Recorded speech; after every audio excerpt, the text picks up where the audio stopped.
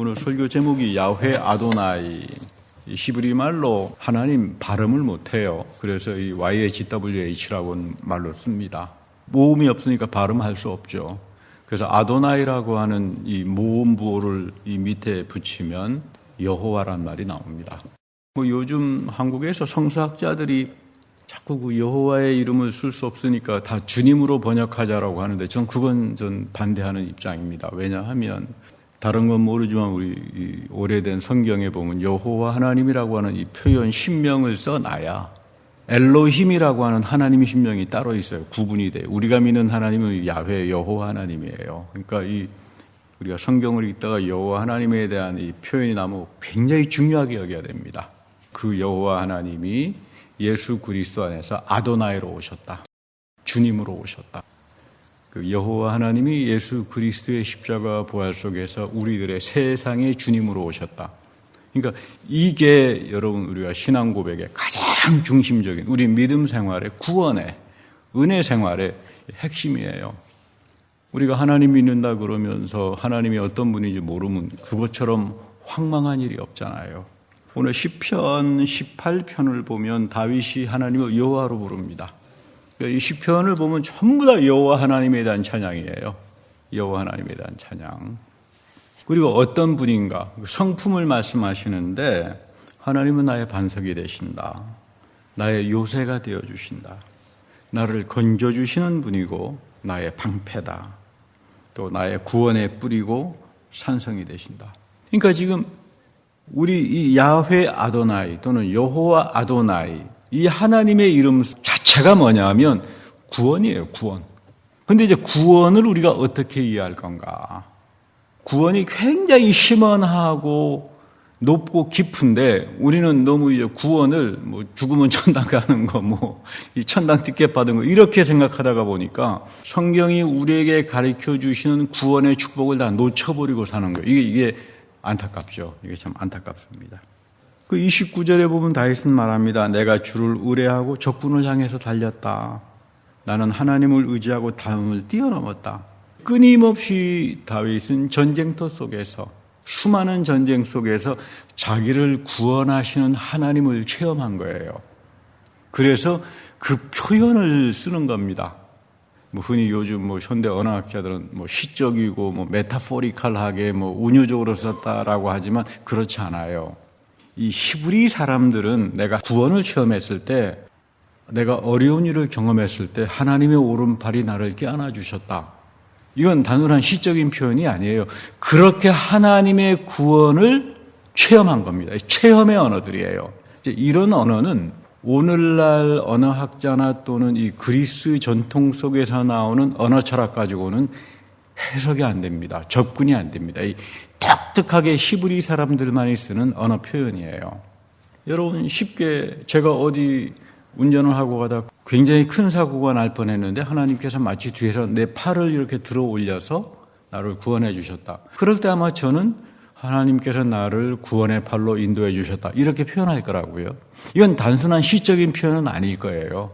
시인이 어떤 표현하는 아름다운 표현이 아니라 하나님의 구원 행위를 마치 하나님이 팔로 내 생명을 끼안아주는 것처럼 체험적인 언어들, 인격적으로 체험된 언어예요.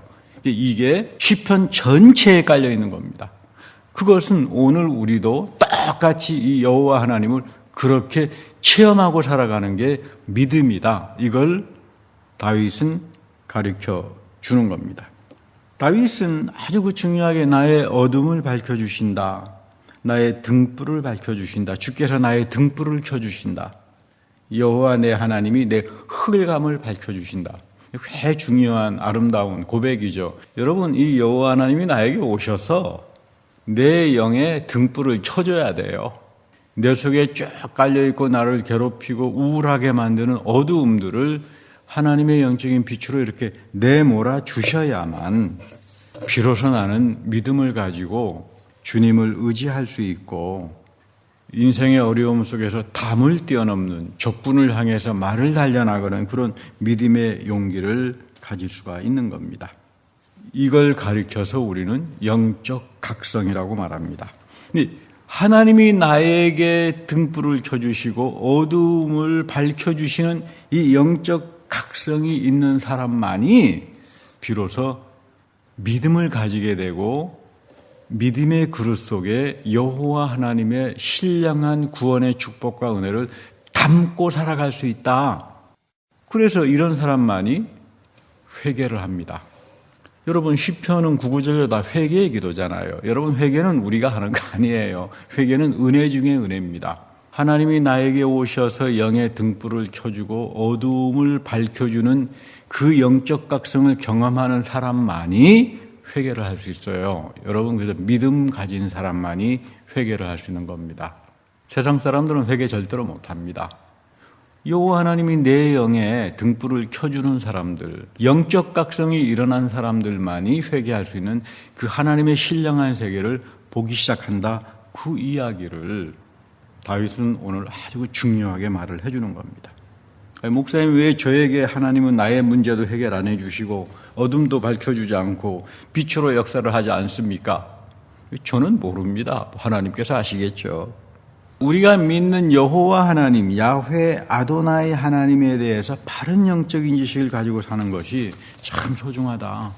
그분이 어떤 분인가를 알아야 되잖아요. 오늘 유명한 교회 여자 목사님이 나와서 설교하시면서 내가 기쁘면 하나님도 기쁘고 내가 행복하면 하나님도 행복하고 그런 설교를 한참 하시던데 우리 하나님은 그런 하나님 아니에요. 하나님은 내가 하나님 마음에 합한 걸 기뻐하시지 하나님이 나 앞에 끌려다니면서 내가 기쁘면 하나님도 기쁘고 그러면은 내가 하나님 돼버리게 해요. 이거 잘못된 복음들이 오늘날 많은 교회와 세속화가 되어서 세상을 참 어지럽게 하는 거, 어둠의 시대들이 우리가 사는 시대가 아닌가. 크리스마스가 되어서 그런지 이 성경에 대한 다큐멘터리로 프로그램들이 많이 나와서 좋은 프로그램도 있고 저도 특별히 이번 주는 사도 바울에 대한 그 영화가 한 2018년도에 만들어진 영화인데 굉장히 영화가 잘 만들어졌더라고요. 그래서 여러분들에게 이제 올려서 좀 보시라 시간 날 때 올려드리기도 했습니다만은 그런가 하면 또 아주 말도 안 되는 이상한 막 성경 다큐멘터리를 갖다 놓고는 제목을 봤더니 2000년 동안 해결되지 못한 성경의 난제를 오늘 우리가 풀었다고도 다큐멘터리예요. 그래서 도대체 2000년 동안 안 풀린 게 뭐가 있나 그래가지고 봤더니 다른 거 아닙니다. 흔히 제가 교회 찾아와서 많은 분들이 그런 질문을 하는 그런 내용이에요. 목사님, 가인이 아벨을 죽이고 하나님께 그가 유리하는 자가 되면 나를 만나는 자마다 나를 죽이려고 할 텐데 어떻게 하면 좋습니까? 창세기 3장에 이거 2000년 동안 해결되지 않은 이 난제를 풀어드립니다. 그것도 다큐멘터리로 해가지고 아주 대한민국의 좋은 그런 기독교 방송에서 하길래 참 어이가 없다 이제 그런 생각이 들더라고요. 여러분 하나님께서 내 영에 등불을 켜주시고 어둠을 밝혀주시면 여러분들은 믿음 생활하면서 지성적이고 똑똑한 사람이 돼요. 명철한 사람이 되잖아요. 어리석은 사람이 되는 게 아닙니다. 믿음은 나에게 와서 하나님의 영과 소통하게 하는 그 지성과 영적인 능력을 열어주시기 때문에 여러분 믿음 생활하게 되면 명철해져요. 지혜스러워지고요. 여러분 교회 다니면서 절대로 바보 되지 마세요. 그건 잘못된 복음입니다. 복된 음성이 우리에게 오면 나를 똑똑하게 만들지 무슨 멍청하게 만들겠습니까? 그렇지 않죠.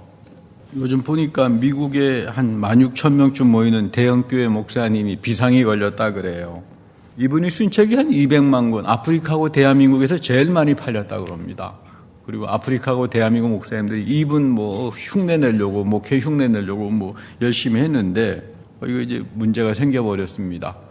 16,000명이 모이던 교회에 반도 안 찬대요, 지금. 그래서 이 목사님 이거 어떻게 하면 좋으냐. 그런데 재미있는 것은 그 카멘트를 하는 사람 이야기가 아니 교회 비즈니스 하다가 보면 좋은 날도 있고 굳은 날도 있는 거지. 어차피 거기에는 하나님은 없는 거 아니냐. 또 그렇게 또 카멘트를 또 하는 분이 있더라고요.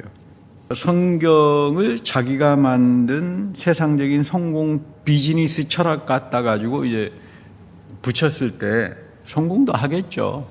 많은 비즈니스도 성공하려는지 모르지만 하나님은 떠납니다. 그때 그 비참한 심판들이 나타나는데, 그리고 영적 기갈 현상들이 여기저기서 나타납니다. 그러면 가인의 만난 사람은 누굽니까?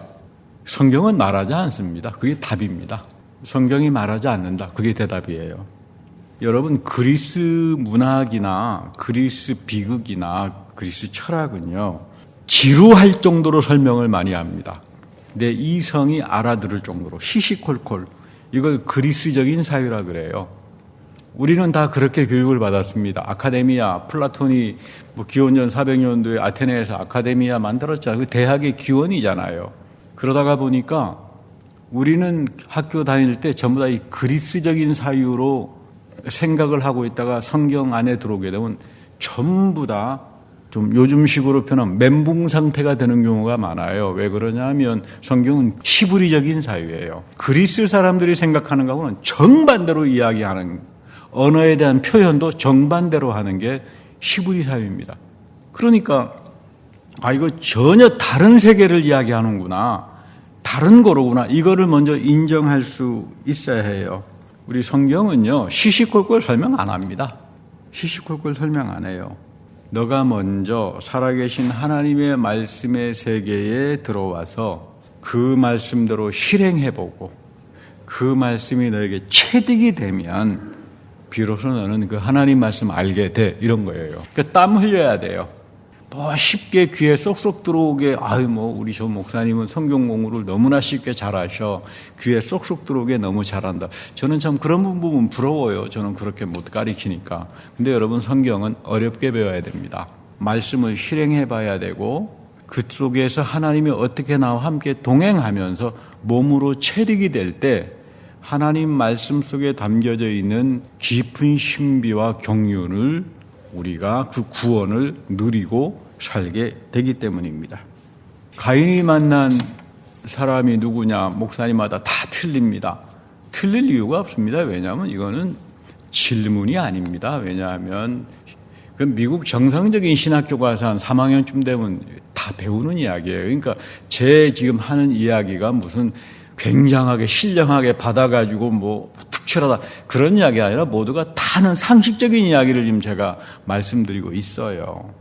신앙생활을 안 하시는 사람들, 그리스적으로 세속화되고 마음이 그렇게 우상숭배화가 되어 있는 사람들이 와서 그런 질문을 하면 그런가 하고 웃어 넘기겠지만, 그 교회 장로님이란 분이 잘 민다는 집사님이란 분이 와서 막 흥분하면서 이 성경이 잘못된 거 아닙니까? 이렇게 따지면 제가 할 말이 없어져요. 교회를 오래 다니면 하나? 어떻게 저분은 교회를 다니면서 명철해진 게 아니라 바보 멍텅구리가 돼버렸나? 이런 생각이 들 때가 많습니다. 창세기 1장에 보면요, 하나님 형상 안에서, 그대로 그 영어 본문 원문을 읽어보면 하나님의 형상으로가 아닙니다. 하나님의 형상 안에서 인류를 남자와 여자로 창조하셨다. 이게 정확한 해석입니다. 하나님이 인류를 창조할 때, 아담과 하와를 지을 때 여기서 쓰여진 표현이 인류예요. 인류. 그러니까 human race, humankind. 보편명사입니다. 보편명사. 그리고 여기에 창세기 1장에 사용되는 하나님의 신명은 엘로힘입니다. 엘로힘. 이스라엘 사람들은 엘로힘을 노래하지 않습니다. 예배하지 않아요. 야훼 하나님을 하지. 그러니까 창조주. 세상 사람들도 여러분 꼭 교회 안 다녀도 하나님이 세상을 아름답게 만들었지, 도덕적으로 깨끗하게 사는 분들 많잖아요. 세상이 아름다우니까 하나님이 만들었으니까 자연법을 연구해서 자연과학이 발전하잖아요. 그 사람들은 죽었다 깨어나도 여호와 하나님, 야훼 하나님 절대로 만나지 못합니다. 엘로힘에서 끝날 겁니다. 진짜 신명은 여호와 하나님이에요. 이스라엘 사람들은 야훼 이름 나오면 숨도 안 쉬어요. 경건성 때문에. 그런데 하나님께서 보편적인 인간을 만들었다. 여기서 말하는 아담, 남자와 여자를, 아담을 만들었다. 이거는 보편명사라 그랬죠. 특수명사가 아닙니다. 그러니까 하나님께서 인간 만드셨어. 그 이야기예요. 그러니까 가인과 시대에도 이 보편적인 인간들은 같이 살았겠죠. 그런데 창세기 2장에 가면 이야기가 완전히 달라집니다. 하나님이 땅 위에 흙으로 사람을 지으시고 생기를 코에 불어넣어 주시고 사람은 살아있는 living being, 생명이 되었다. living soul, 생명이 되었다. 에덴 동산에 살게 했죠. 여기서 사용된 아담은 정관사 히브리 말로 하가 붙어 있어요. 하 아담. 직접 명사예요.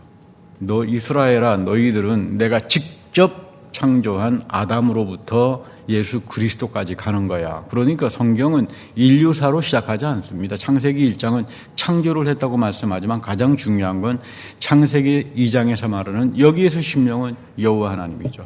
여호와 하나님이 바로 영적인 조상인 아담을 내가 창조했다. 여기선 하 아담이에요. 창세기 1장에 나오는 보편적인 명사가 아니라 인류란 말이 아니라 구체적인 인격을 말합니다. 하나님이 너희들을 인격적으로 구체적으로 창조하신 분이다. 그러니까 너희들은 여기에 하나님이 가장 중요한 게 성령을 부어주십니다. 하나님의 호흡을 불러주셔요. 그래서 오늘 이 이사야서 57장에 보면 아까 제가 말씀드렸습니다마는 내가 너희들하고 다투지 않는다.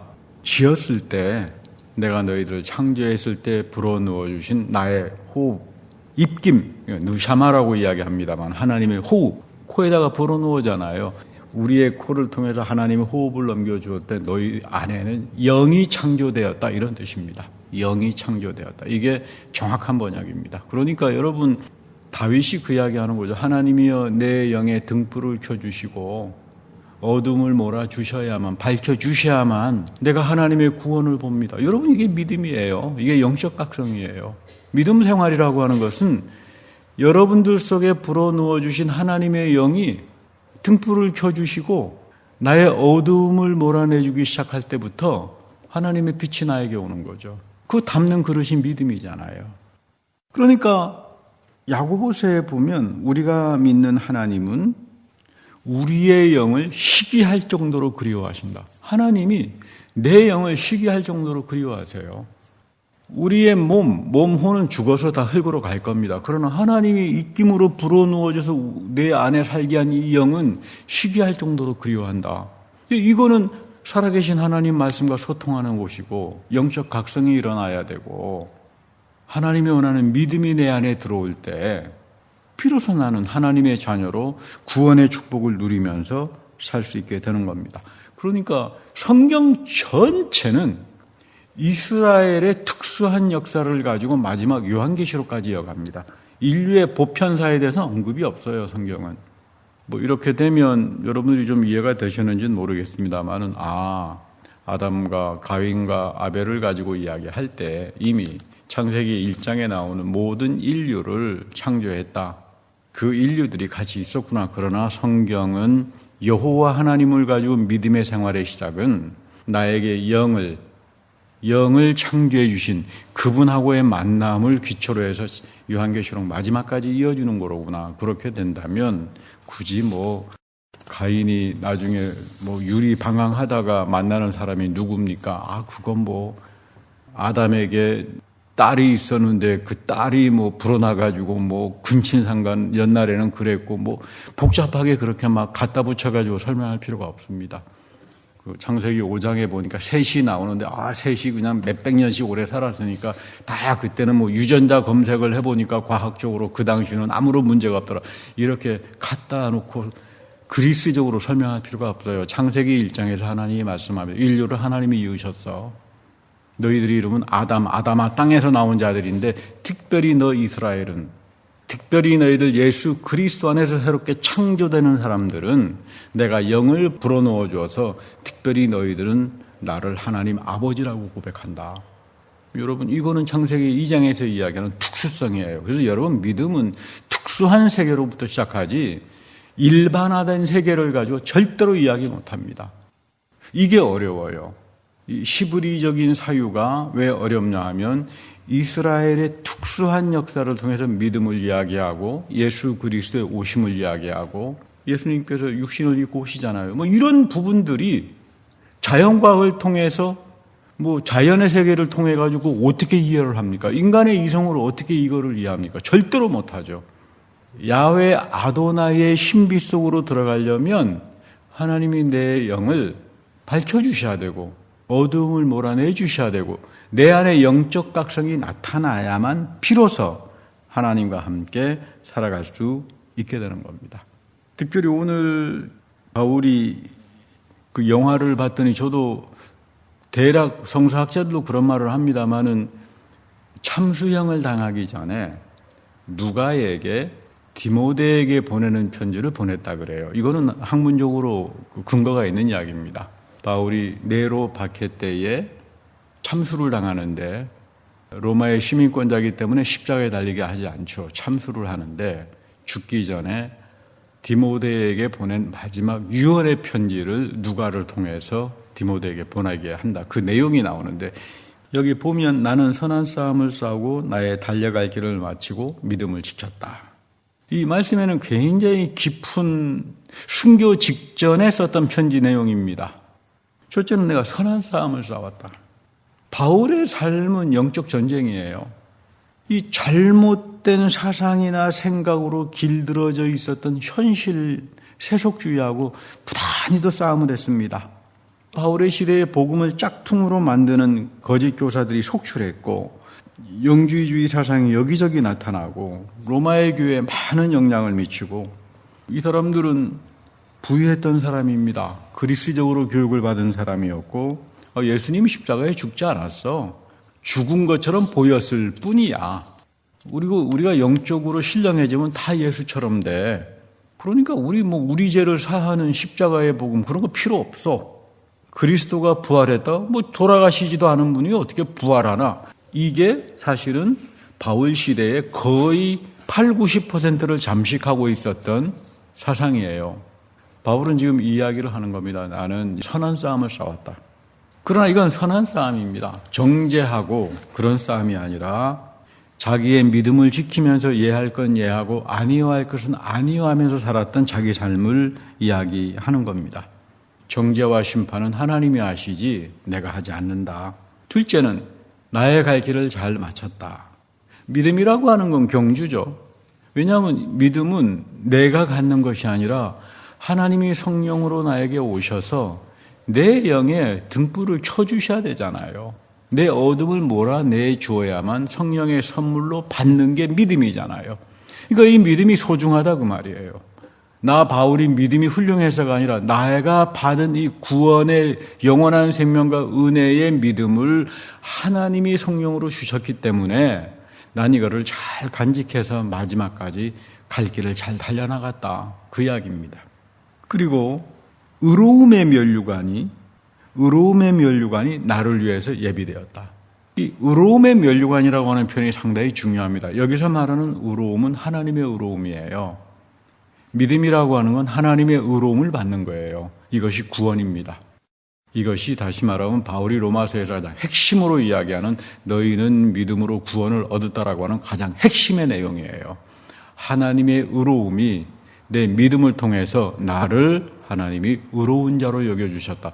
하나님 앞에서 나는 형편없는 자인데 하나님께서 성령을 통해서 끊임없이 내 영에 등불을 켜주시고 어둠을 몰아내어 주셔서 회개하게 해서 나를 하나님이 넌 의로운 자야. 예수 그리스도의 십자가 부활 속에서 하나님은 나를 의롭게 보셔. 이것이 지금 바울이 이야기하는 의의 면류관입니다.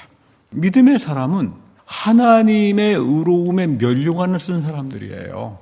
이것을 나만 쓴 게 아니라 앞으로 장차 모든 이에게 이 구원의 축복이 주어질 것이다. 우리가 12월 한 해를 반성하고 또 내년에 또 새로 하나님께서 열어주시는 세상을 또 예비하는 그런 중요한 절기고 또 크리스마스의 절기가 있고 아주 중요한 교회 절기들이 있습니다. 중요한 건 내가 가지고 있는 믿음 생활이란 건 뭘까? 나는 과연 하나님의 의로움의 면류관을 입고 살아가나? 그리스도의 옷을 내가 입고 살아가나?